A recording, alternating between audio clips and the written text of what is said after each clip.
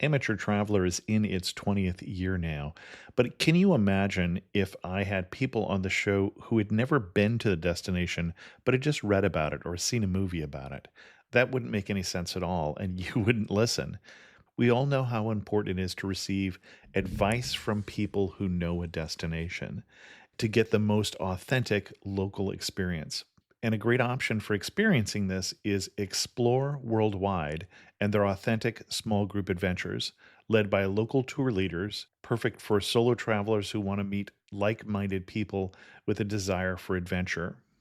I'm often an independent traveler, but two of my last three trips were with small group tours because they organize everything and it's a lot easier. If you want to recreate the tour I did to Malta, they have a Malta and Gozo Discovery Tour. I'm intrigued by one of their tours called A Taste of Sicily. The company again is Explore Worldwide, and visit exploreworldwide.com to learn more. And thanks to Explore Worldwide for sponsoring this episode of Amateur Traveler. The nights are long, the days are short, and the weather is chilly to downright cold, depending on where you are. It's a good time to slip into a Quince iconic Mongolian cashmere sweaters, which start at only $50. You can treat yourself to everyday luxury at an affordable price with Quince. If you really want to dive into luxury, you can check out their leather handbags, washable silk shirts, and European linen sheet sets. Whatever you're looking for at Quince, all the prices are 50 to 80% less than similar brands, and they do that by partnering directly with top factories and cutting out the middleman. They only work with factories that use safe, ethical, and responsible manufacturing processes. And of course, they use premium fabrics and finishes for that luxury feel in every piece. But you've already heard me rave about my Quince travel pants. Treat yourself this winter without the luxury price tag. Go to quince.com/traveler for 365-day returns plus free shipping on your order. That's QUINCE.com/traveler to get free shipping and 365-day returns. Quince.com/traveler. And thanks to Quince for sponsoring this episode of Amateur Traveler. I got my bags packed, I'm on a roll. I'm heading out there, and I'm ready to go. I'm looking real good in my passport photo. Oh, no. Amateur Traveler, episode 415. Today, the Amateur Traveler talks about great history, great architecture, and great music as we go to Riga, the capital of Latvia.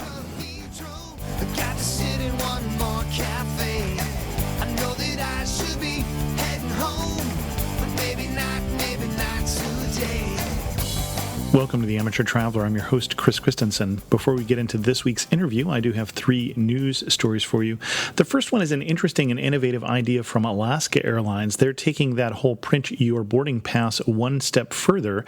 You can print your own luggage tag for your luggage, insert it in a tag holder when you get to the airline, and save yourself some time. This is also, of course, going to save the airline some time and save them some money. So I'll be interested to see how this one works out. We had a scary news story come out this week, at least for those of us who live near San Francisco. A picture of San Francisco Airport appeared on an Al-Qaeda magazine, along with a caption reading, "Assemble your bomb." This has set off alarms, as you may expect, in Washington, D.C., and I suspect in San Francisco. In other news coming out of Washington, Brand USA is going to spend $10 million on IMAX movies of U.S. national parks. Now, I'm not always a big fan of how Brand USA has spent some of the money they've got, but I do have to say, if you haven't been to the U.S., the beauty of the U.S. national parks is a pretty darn good reason for coming. For links to all three of those stories, check out the show notes at amateurtraveler.com. In the sponsor slot again today, if you're looking for a new travel credit card, check out amateurtraveler.com/credit card. You'll find cards without foreign transaction fees, and as we mentioned last week, some of them also have bonuses such as free travel insurance. amateurtraveler.com/credit card. I'd like to welcome back to the show Spud Hilton, the travel editor for the San Francisco Chronicle, who has come to talk to us about Riga. Bud, welcome back to the show. Thanks for having me. It's always an honor. And I say Riga, but I haven't actually put it on the map yet. Where are we talking about, Spud? Well, we're talking about the capital of Latvia. Latvia is one of those Baltic nations, along with Estonia and Lithuania, that because they were part of the Soviet Union for so long, Americans tend to not consider them. Americans say, oh, well, that was behind the Iron Curtain. It must just be full of gray nondescript buildings and exactly. gray nondescript people. Exactly. That's pretty much it. And as it turns out, you could pretty much not be further from the truth. What people tend to forget is that, yes, they were behind Soviet oppression for a while, but they were also medieval cities. Tallinn and Vilnius, and in this case, Riga, were all medieval cities that have cobblestone streets and cathedrals and incredible architecture and things like that, just like any major city in France or England or somewhere else. But they're just not on the U.S. radar, and so that's what made me want to go. Well, and this is the capital of culture for 2014 for Europe, as I understand. Yes, it is. I would love to say that I was being really smart and on the ball by deciding to go there because of that, but I didn't find that out until I actually got there. And why should someone go to Riga, and what should they do? Well, I think if nothing else, it's a very affordable European destination that gives you a completely different view than Western Europe. I mean, technically it is sort of Western Europe, but the Baltic states, because of all the different influences, I mean, basically all three of those countries have been run by a laundry list of other countries. At one point, the Latvians have been basically overseen, so to speak, by Swedes, by the Poles, by the Germans, by the Russians, you name it. And somebody in this area has sort of had to oversee Latvia and specifically based in Riga. Well, that's good and that's bad. The good news is that each one of them put their own imprint on these cities. So they're not only really European, but they're actually sort of more expansively Europe than a French city might be, or than a British city might be. Riga itself, the town, the old part of town, used to be a walled city in the 1200s. Mm-hmm. A Hanseatic League city. Exactly. Mm-hmm. Cobblestones, the whole 9 yards. No street that actually goes in a right angle or anything. Right. That's how you always tell medieval cities, is because there's no grid whatsoever. It's all horse cart paths and things. Anyway, at some point, the Swedes were running the joint, and they decided instead of having a big wall at this spot, they were going to build a moat. Well, as it turns out, that moat today is the canal around Riga that leaves both ends of it touch the river Daugava. And the canal is wonderful. I mean, it goes through these beautiful parks. It actually goes underneath a shopping mall, but it goes back out to the river. And for the equivalent of about $10, you can take this great boat tour in these small boats that only carry about 10 people out around the canal and out into the river and then back in again on the other side of the canal. So you get really sort of a bigger impression of the place. The history is phenomenal. I mean, just trying to keep track of the history. They've got some great museums that not only track Latvian culture, but of course they've also got the Museum of the Occupation, which was taking basically an old Soviet government building. I mean, a really ugly block Soviet government building, and turning it into the Museum of Occupation, basically talking about both the Germans and the Russians having run the joint for a while, and the atrocities involved and the ups and downs. The interesting thing to me is in 2014, along with the capital culture thing, is they're finally, after several decades of being free of the Soviet oppression, they're finally turning the secret police building that's on the same square as the Museum of Occupation. It's this pretty much an abandoned building. No one will go near it. They call it the Ghost Building.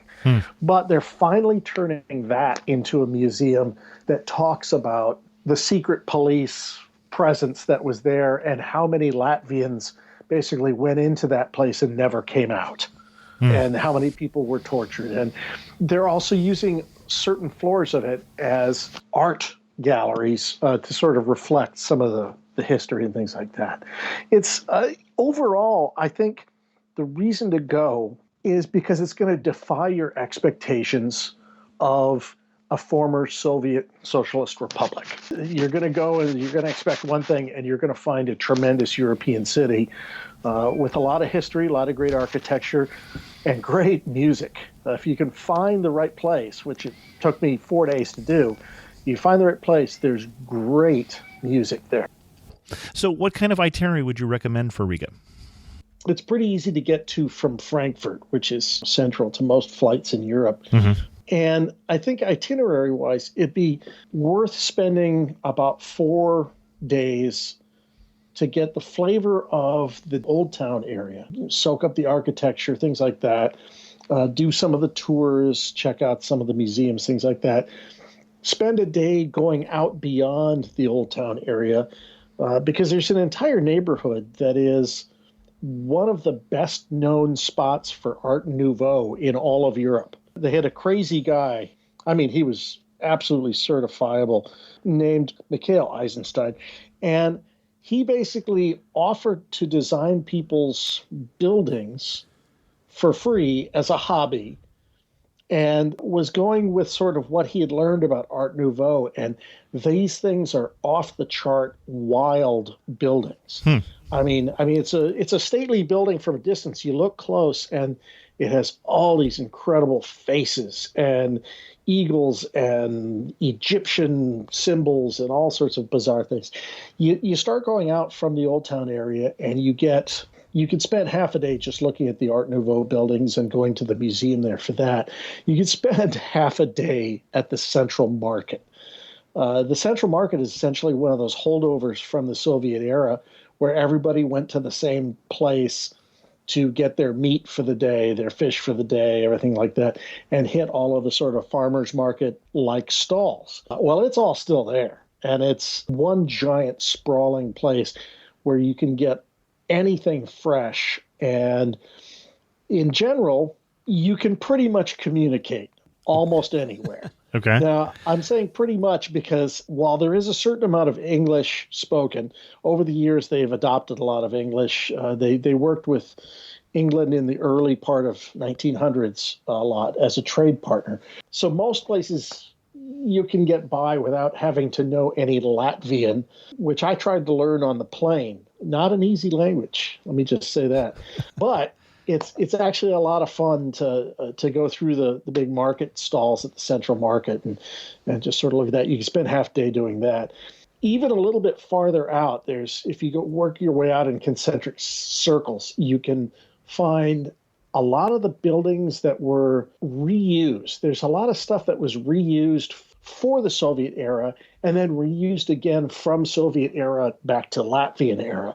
So, for instance, you've got the Orthodox cathedral that, because you couldn't have an Orthodox cathedral under Soviet rule, got basically turned into a planetarium.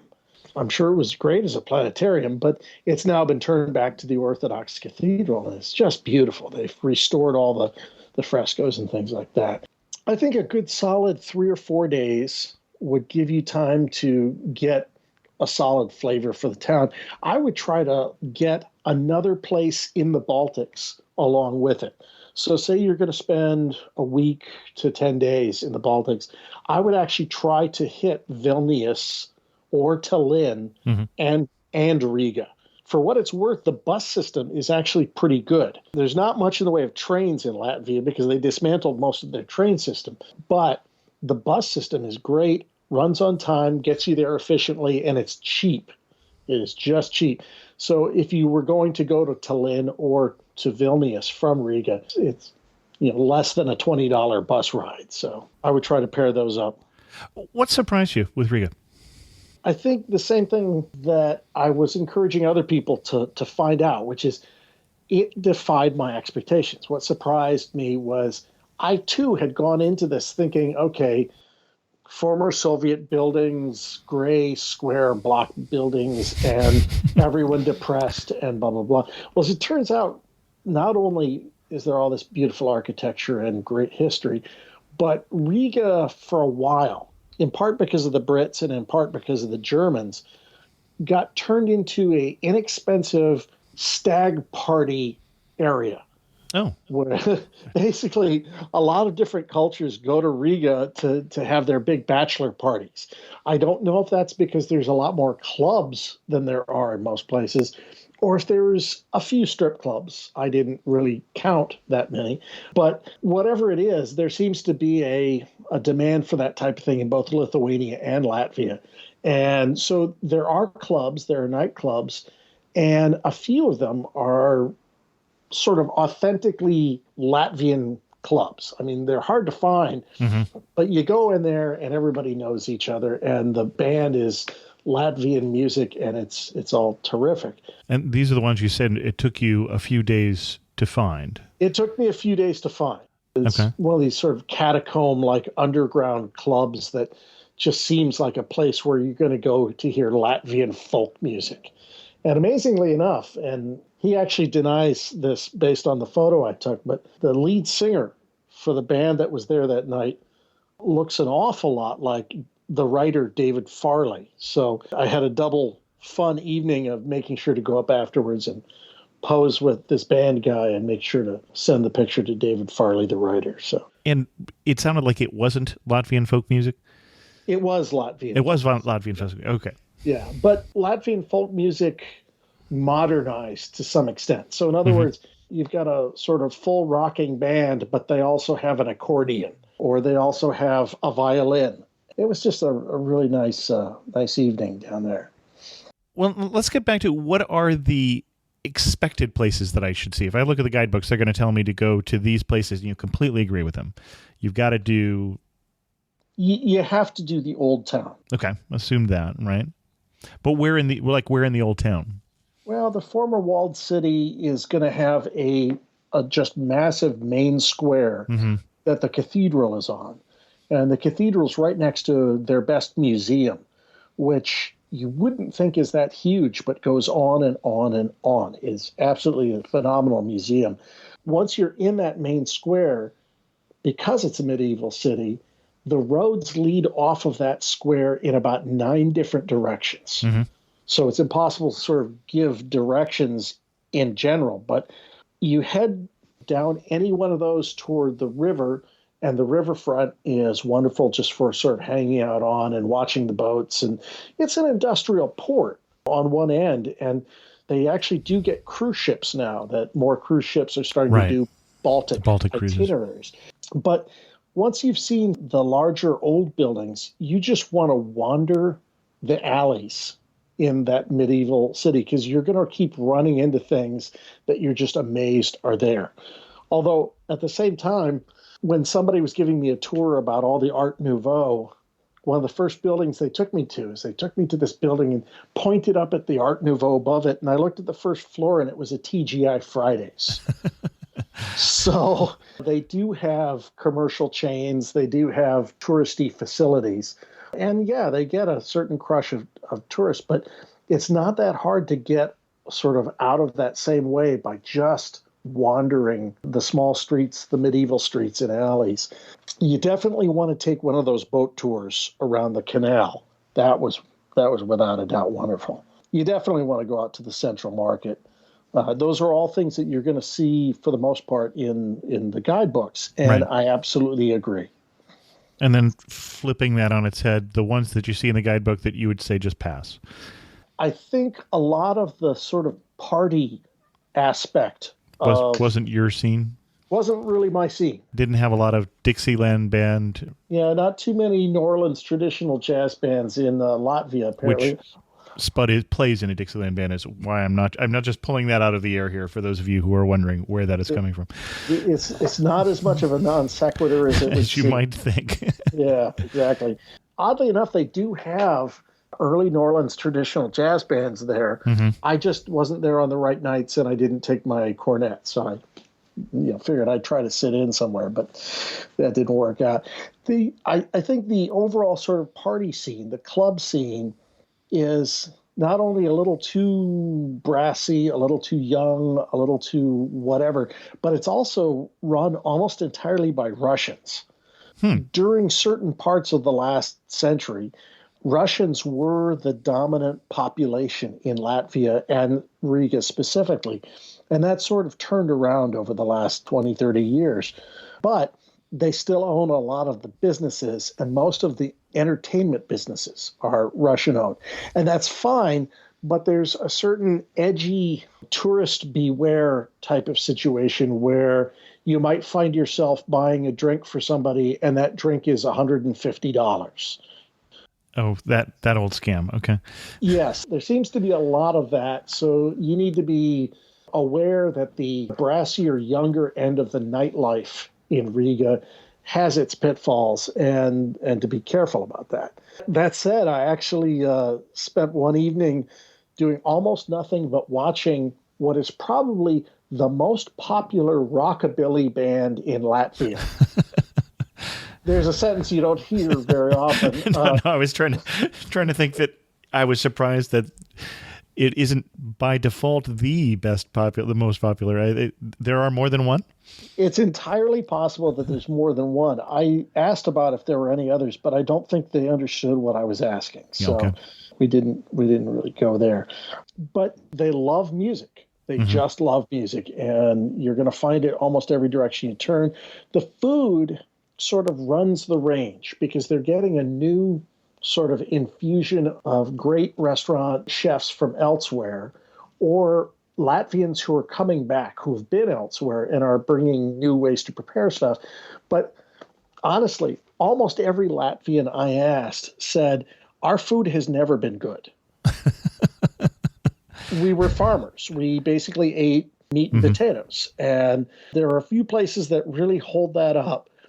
Although it was only when I went to, there's a chain of restaurants called Lido, Big Lido, Little Lido, Lido. And they're basically, it's kind of like a Sam's Hofbrau. It's you go in and you line up with your tray. You say, I want some of that, and I want some of that. And I didn't actually know about half the things I was asking for, but they looked good or they smelled good, and it was all traditional Latvian food. It was just wonderful. I had a ball eating there, and it was cheap because it was intended for locals. Right. Besides the don't buy the pretty girl who's coming on to you in the bar a $100 drink, any other warnings you would give about Riga? I think there's an easy tendency to worry about safety because the old portion of the town is a medieval city and it's dark alleyways and things like that. And of course, you're always going to want to make sure that you're not in a situation, any traveler doesn't want to be in a situation where you're helpless. That said, I think you can probably go a lot more places and still be safe in Riga than some of the books would lead on. I think there's a tendency that Latvia actually likes having tourists who aren't the rowdy, drunken types. And so when I sort of presented myself as the non-rowdy, drunken type, whether accurately or not, I made friends fast and was able to find out about other things I hadn't seen or that I should see, things like that. Well, you can't just leave that lying there. That brings up two questions. One is, who did you meet, or who would you love for people to meet who you ran into?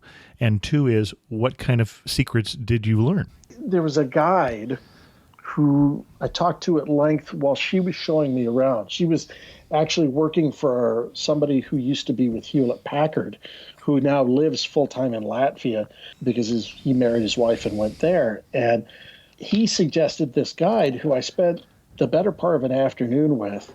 And her experiences, she could point to buildings and she could tell me about neighborhoods. The things that were fascinating to me were listening to her talk about being a child and growing up under Soviet rule, and then having Latvia for Latvians, having sort of a clean slate to start with and say, okay, what is it we want to do? What is our country now? Who are we? And that was an enlightening conversation. I really got a lot out of that. And then you mentioned secrets. I don't know if I would exactly call it a secret, but one of my favorite things is that the Radisson Blue Hotel in Riga used to be one of the only hotels that foreign visitors could stay in. especially Western visitors. So it was the one with the walls all wired up for sound. That's exactly what I'm thinking, is that the whole place had to be bugged 10 ways from Sunday. Probably.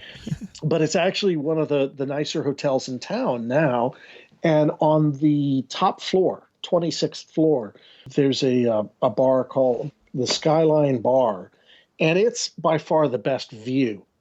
So if you're going to do sunset or just go up during the day and get a view during hours that it's open, that's the best place to see the lay of the land. It might be one of those things that you do the first day or so that you're in town, just sort of get an idea of where all things are and how far they are. And I'm going to picture that's just outside of the medieval town area? Yes. Okay. Yeah, it's a few blocks. It's probably about 5 blocks outside the medieval town.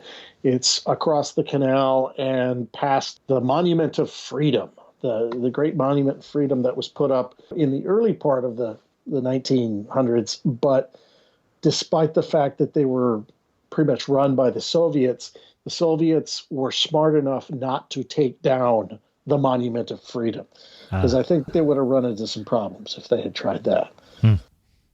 Black Balsama is essentially the Riga-made liqueur. It's basically their version of a Jägermeister. And honestly, it's not all that different from Jägermeister, only it's more bitter. So in general, if you're going to drink the local drink, that's the stuff.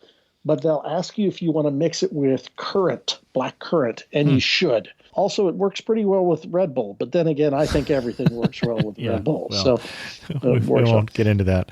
That's more something for your therapist. Exactly. You're standing in the prettiest spot in all of Riga. Where are you standing and what are you looking at? I think you're standing on the main square.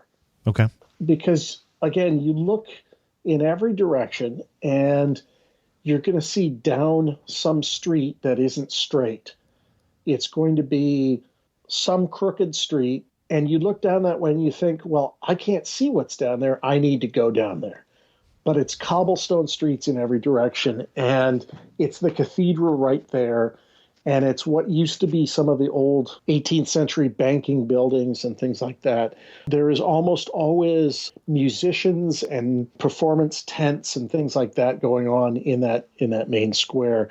And while it gets a certain amount of tourists, that's probably one of my favorite spots that I spend a little time just sort of looking around. There's an interesting piece of history. One of those sort of secrets that you learn is Riga in history had 3 things that you needed to be able to tell somebody you'd seen in order to prove you'd been to Riga. So, all right. A long time ago, people would say, oh, I've been to such and such. And people would say, well, prove it. What are the 3 things? And apparently the 3 things in Riga are a floating bridge, which isn't there any longer, the big Christopher statue. It's not St. Christopher. It's this sort of odd, legendary giant named Christopher who is credited in the founding of the town somehow, and they have a statue of him. Okay. But the one I love best is the bell roof. There's a church steeple that has a bell on the side of the steeple, not at the top, and it has its own little roof. And it's an architectural quirk that nobody knows exactly why it was there. But it's one of the things you have to be able to say you'd seen. Well, the interesting thing about that bell is at some point in Riga's history, the legend was that any time a sinful woman walked past the church, that bell would ring. So at some point in Riga's history, all the women of the town got their money together and paid to have the bell taken down. Yeah. I think there's a metaphor there somewhere, but I'm just not going to go there. So I thought that was pretty interesting. Fine. I've got just 3 more questions for you, but before I get to those, what else should we know before we get on Baltic Air and go to Riga? You should know that they're now on the euro. While I was there, I was actually spending in Leets, which the exchange rate was actually pretty good. But they are now on the euro. and makes it a little bit easier to not have to exchange money when you're going in and out. Because my trip was into Latvia and then over to Lithuania and then back out to Germany, and I had to change money 3 times. They're now on the euro, and they are part of working that into full partnership in the EU. Full partnership in the EU. So there's going to be a little more standardization than there was even a couple of years ago. They really are planning for that capital of culture thing for 2014. They're putting out entire websites that are, here's all the things that we're going to be doing in the coming year that will really sort of prove we have a culture worth checking out. So that's something for sure that I think people ought to know. I think people ought to know that it is worth talking to people, if you can, just on the street, because everybody is a little bit guarded.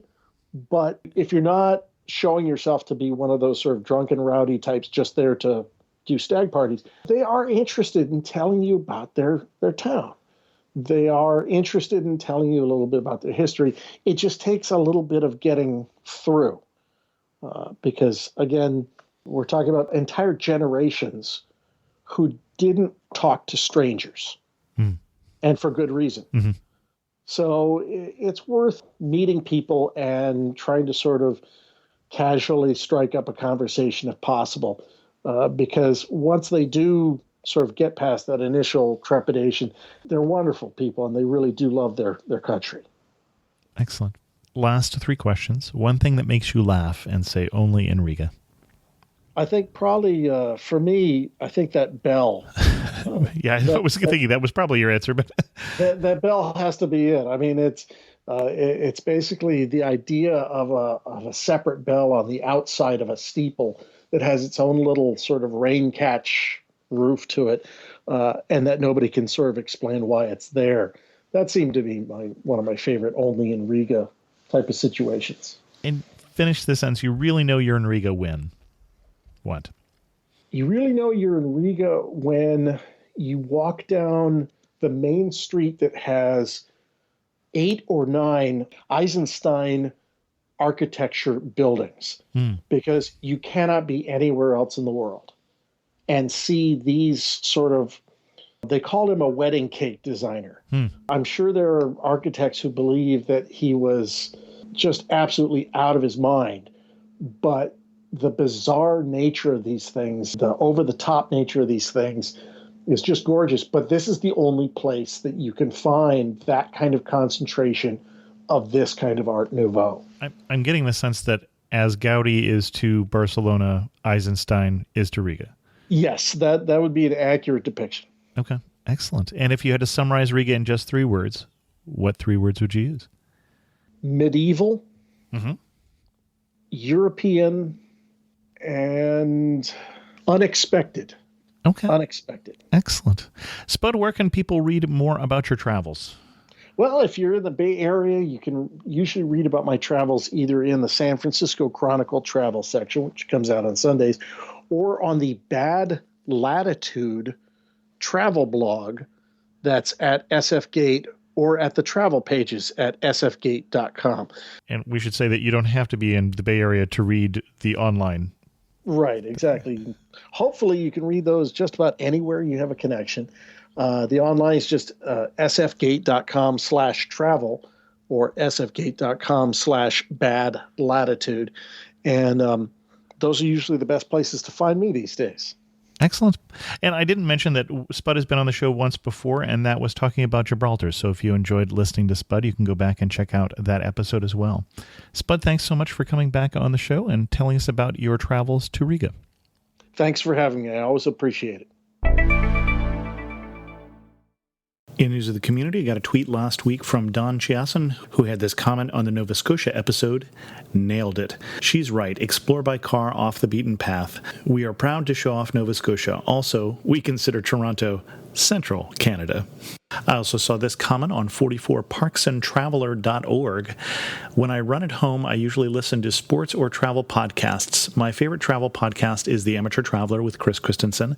Today, my loyalty to the program proved invaluable. Months ago, I was listening to a segment in which the guest discussed Ho Chi Minh City, and they stressed the procedures for pedestrians to cross the street among the myriad of scooters, motorcycles, and cars. She said to step into the street bravely and continue without changing speed, and the variety of motor vehicles will make their way around you. As you can see, it was great advice. In the show notes, I'll put a link to that blog post. Our guest on that episode was Jody Edinburgh of LegalNomads.com. I also heard this from Skip, who said, I'm a long-time listener to your Amateur Traveler podcast. I'm going on a cruise south, fly north to Antarctica, starting in Ushuaia, Argentina, in January 2015. As I planned my trip, I thought about stopping in several South American countries along the way. However, I've discovered each country has expensive visas required for American citizens. $160 here, $160 there can really add up. Perhaps you could occasionally ask your guest about entry visas and exit fees that travelers can expect to pay. Keep up the good work. We try to cover those when appropriate, like Sudan, I remember mentioning that. But that is a good reminder. Many, many countries, if not all the countries in South America, have had a $160 visa processing fee put on their citizens by the United States, and they have retaliated by doing the same. One interesting thing, as I told Skip, is that if you're going to the World Cup in Brazil and you have tickets to the game or are going to compete in the game, that visa fee is waived. So something to keep in mind. If you're someone who uses the SpringPad app, and that may be something you might want to consider using, we're doing a co-promotion this week. They're doing an article also on some of the advantages of going to Riga and about this Amateur Traveler episode. One of the reasons they're doing that is for people who subscribe to that application, there's an Amateur Traveler notebook that you can use to keep track of some of your travel ideas, and perhaps as we inspire you to travel with various episodes, that might be a place to put them. So springpad.com to check that out, and I'll put a link to the specific article again in the show notes at amateurtraveler.com. With that, we're going to end this episode of The Amateur Traveler. Remember credit cards, amateurtraveler.com/credit card. You can join the Facebook community. Follow me on Twitter at Chris2X. Show your love for The Amateur Traveler by going to amateurtraveler.com/love, which will pre-populate a tweet for you. If you have any questions, drop me an email to host@amateurtraveler.com or leave a comment on this episode again at amateurtraveler.com. And as always, thanks so much for listening.